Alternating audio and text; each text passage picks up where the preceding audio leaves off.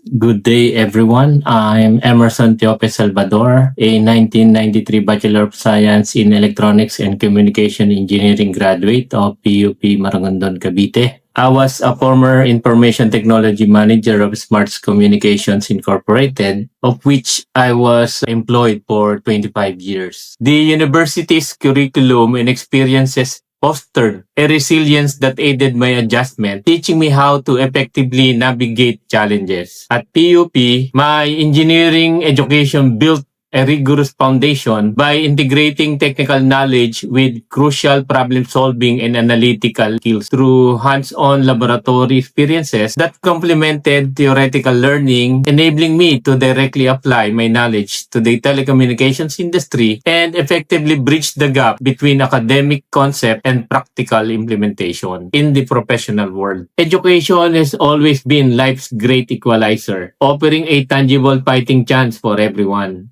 This is how PUP helps the less fortunate by opening the doors of opportunity which may lead to a better future not only for the student himself but to his extended family. PUP yan ako, tagumpay ako.